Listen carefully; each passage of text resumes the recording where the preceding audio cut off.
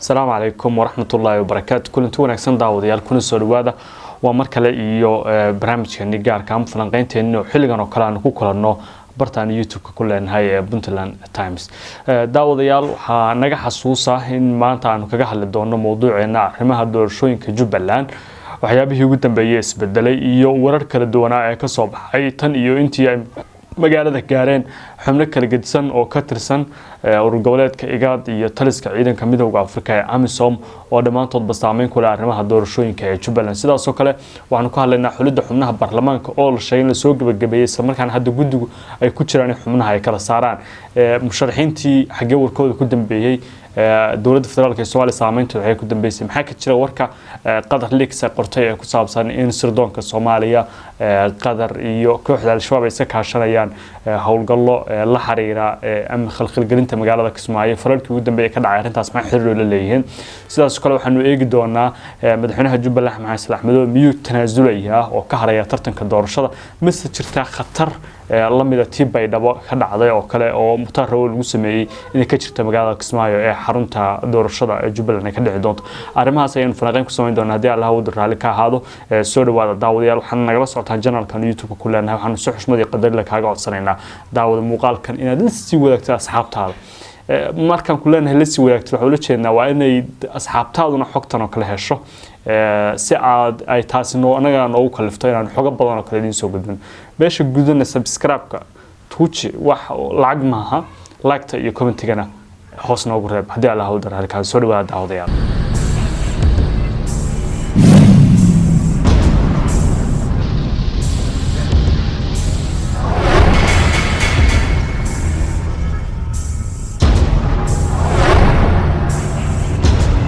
وهاجا سيدنا لسعنو Jubbaland doorashooyinka waqtigoodii ayaa hadda la galay oo bishan August ayaa la filayaa 15keeda ka hor in la dhameystiro xubnaha baarlamaanka ee Jubbaland isla markaana loo diyaar garoobo doorashada madaxweynaha iyo tan gudoomiyaha baarlamaanka oo la filayo isla bishan gudaheeda inay dhacdo sida jadwalka doorashadu uu yahay gudoomiyaha baarlamaanka waxa la dooran doonaa 16 ilaa 17 bisha sidaas oo kale madaxweynaha waxa la dooran doonaa 30 bisha August inta aan la gaarin sida ay guddigu hore u shaaciyeen taas oo muujinaysa in hadda sida ay wax ku socdaan ay tahay in guddigu ay wataan qorshahooda la xiriira arrimaha doorashooyinka oo ay doonayaan inay meel marka dhigaan shirarka guddigu waxay soo saareen warkii ugu dambeeyay oo ay ku cadeynayaan si wanaagsan ay u socoto xareynta xildhibaanada ama soo xulida xubnaha xildhibaanada ee odayaasha ay soo xareynayaan isla markaana ay filayaan inay labada maalmood ay nagu soo hojaan shaaciyaan xubnaha baarlamaanka cusub ee Jubbaland ayaan beel kasta waxay keenaysaa saddexda qof ayaan guddigu kala saarayaan waana mid ka mid ah qodobada sida aadka ay u diidanayeen qaar ka mid ah musharaxiinta u tartamaya xilka madaxweynenimada Jubbaland oo arinta u arkay mid Axmed Madow uu ku soo saaranayo qofka uu doono ay doonayeen hal qof beeshu inuu soo xulo qofkana uu yahay midka rasmiga uu soo saxiixo suldaanka ama ogaaska ama saxiixaha beeshaas xildhibaanka uu saxiixay arintaas dood badan ayaa ka timid laakiin ugu dambeyntii sida muuqata guddigu meel mar ay ka dhigeen waana soo gudbiyeen magaalada Kismaayo waxa ku sugnaa labadii maalmood ee la soo dhaafay xubno ka socda urur goboleedka IGAD oo hogaaminayo ergeyga gaarka urur goboleedka u qaabilsan arrimaha Soomaaliya iyo badda cas Maxamed Cali Guuyo waxa uu la kulmay madaxweynaha Jubbaland waxa uu la kulmay guddiga doorashooyinka waxa uu la kulmay simada dhaqanka waxa uu la kulmay qaar ka mid ah mucaaradka waxa uu la kulmay ururada bulshada rayidka shanta qaybood ee uu la kulmayba wuxuu la kulmo kale saraakiisha nabadgelyada waxaana lixda qaybood uu la kulmay lixdaba ay ka wada hadleen arrimaha doorashooyinka madaxweynaha Jubbaland oo saarga ugu horeeyay ay yeesheen waxa la sheegay inay ka wada hadleen arrimaha la xiriira doorashooyinka iyo in meel mar laga dhigo doorasho hufan oo xor iyo xalaan ay ka dhacdo Jubbaland urur goboleedka IGAD taa ay taageeri doonaan madaxweynaha Jubbaland wuxuu sheegay in doorashada ay xor tahay ay xalaal tahay guddigu madax banaan yahay oo isagoo sharci ahaan sharciyad ahaan u leeyahay inuu magacaabo laakiin xubnaha soo magacaabayeen kuwa dhexdhexaada oo musharaxiinta hore ula kulmeen oo ay Nairobi isku soo arkeen beesha caalamkuna ay hore u wada hadleen oo ay heshiiska gaareen waxa uu sheegay sidaas kale in doorashooyinka qabsoomidooda iyo musharaxiinta ololahooda iyo waxaas oo dhan ay tahay arrin isagu uu qayb ka uusan ka noqon karin maadaama waxa ku saabsan musharax kasta laga doonayo ay tahay musharax kale oo qabsado wuxuu sheegay in doorashada xagga ammaanka ay sugayaan ciidamada Jubbaland oo ay ku filan yihiin waxaana uu sheegay haddii caawin ay u baahdaan ay uga baahan yihiin AMISOM booliska ayna diyaar u yihiin dalbadan laakiin wuxuu sheegay in sida hadda ammaanka iyo xaaladda ay ku socoto ay tahay mid hore u socoto wuxuu beeniyay inuu guddigu isagu uu yahay kuwa daacada wuxuu sheegay guddigu waajibaadkiisa ay gudanayaan wuxuu sheegay Jubbaland inuu ogol yahay in doorasho xor iyo xalaal ka dhacdo urgoleedkayga waxay keeneen qorshe ah in dawladda federaalka ee Soomaaliya arinta wasaaradda arrimaha gudaha wax door looga siin waayay ay tahay waxaana ay sheegeen Jubbaland madaxweynaha Jubbaland uu sheegay in ujeedooyinka ay u siin waayeen doorka ay tahay in dawladda federaalka Soomaaliya xiriirkooda uu safiicneen oo xiriir kala dhaxayneen sidaas oo kalena ay tahay in faragelin ku haysay muddooyinka u dambeeyay ay saddexaad ka ahayn arrimaha doorashada wuxuuna sheegay sida awgeed inaysan marnaba ogolaan doonin dawladda federaalka Soomaaliya inay hadda wax xiriir la yeeshaan xilliga doorashada lagu jiro wuxuuna sheegay in markii doorashada dhammaatay kadib la wada hadli doono oo wixii markaa qolo kasta ay hamsan tahay la isaga imaan doono laakiin waqtiga la jooga ay Jubbaland ka go'an tahay inay qabsato doorashada madaxtinimada oo ka madax bannaan dawladda federaalka ee Soomaaliya arintaas urgoleedkii waxay soo jeediyeen in loo baahan yahay dawladda federaalka ee Soomaaliya ay qayb ka qaadato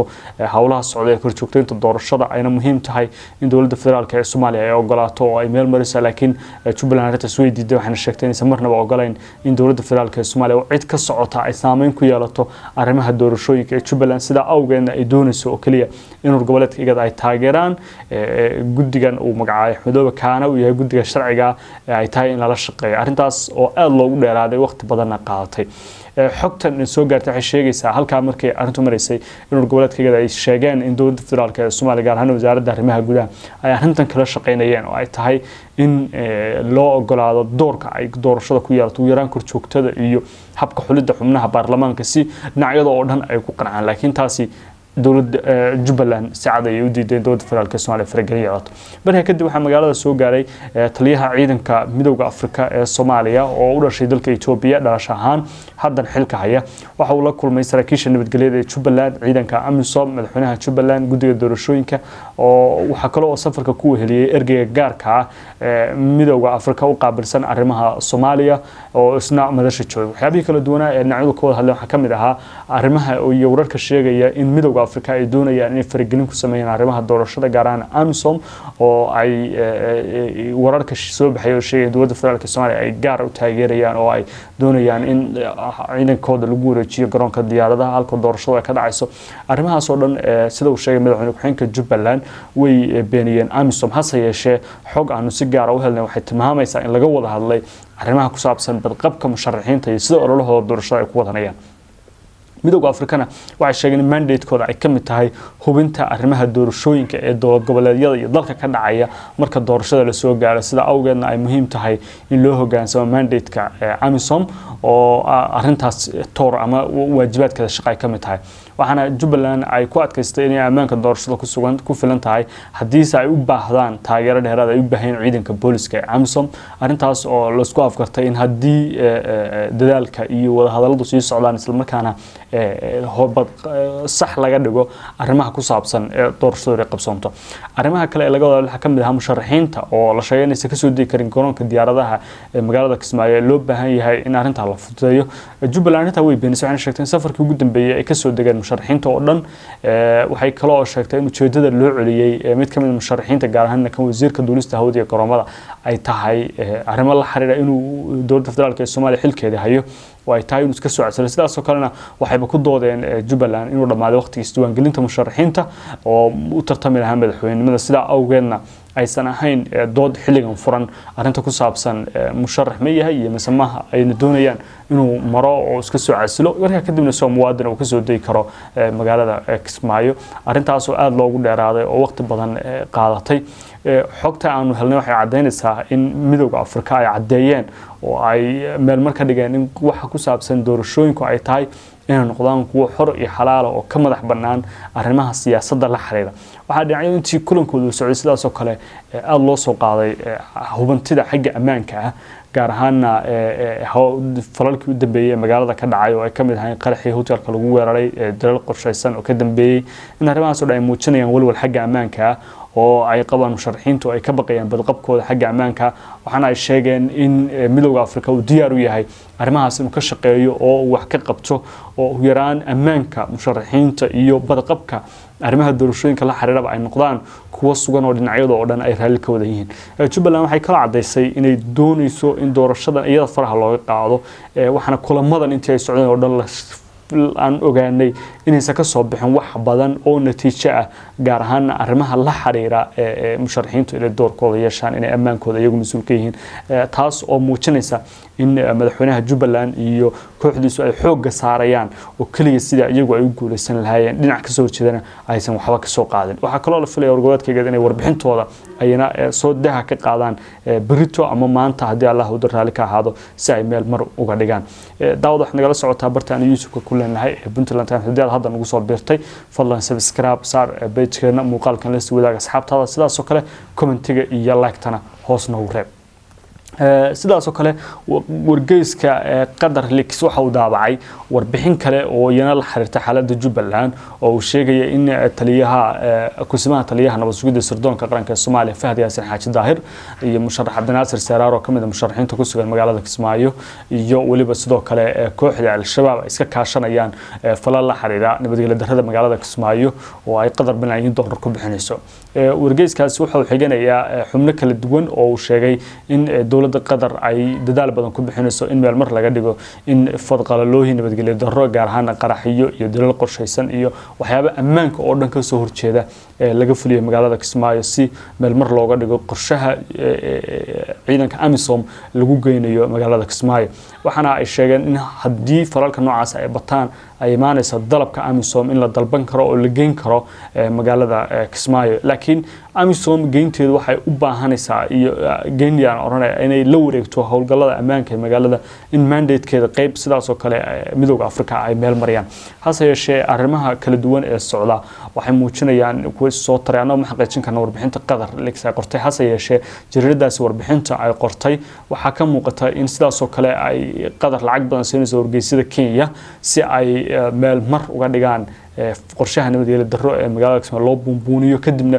ciidanka AMISOM loogu wareejiyo xaaladda sidoo kale musharax Cabdinaasir Saraar ayaa sheegay inuu taageero dhaqaale ka helay Fahad Yaasin Xaaji Daahir oo lacagta qadar ay u soo marisay oo sida wargeysku sheegayo oo Cabdinaasirna loogu talagalay inuu khalkhal gelin ka sameeyo magaalada Kismaayo ee xarunta Jubbaland si meel mar looga dhigo qorshaha in musharaxiinta dowladda federaalka Soomaaliya ay taageerayso ay soo baxaan arrimahaas oo dhan waa kuwa wali calool ku jira oo aan wax qadooda aan ahayn laakiin warbaahinta kala duwan ay soo bandhigtay waxaanu kale oo ogaanay sidaas oo kale in ay jiraan warbixino kale oo dheeraad oo la xiriira oo ka soo bixi doona AMISOM iyo goboleedkayga oo doorashada lagu cadeyn doono ma dhinaca madoway heelin doonaan ma dhinaca musharaxiinta heelin doonaan waa warbixino la wada sugayo oo dadka oo dhan ay isku hayaan annaguna sidaas oo kale warbixinadaas ayaan si toos kugu soo gudbin doonaa daawada Allah uu dal raali ka hado waxaad nagala socotaa bartaan YouTube ku leenahay Puntland Times oo aan filayna inaan nagu soo biirtay haddii aad nagu soo biirin subscribe sidaas oo kale muuqaalkan la sii wadaaga asxaabtaada fariintaaduna waxay tahay hoos noogu reeb assalaamu calaykum waraxmatullaahi wabarakaatu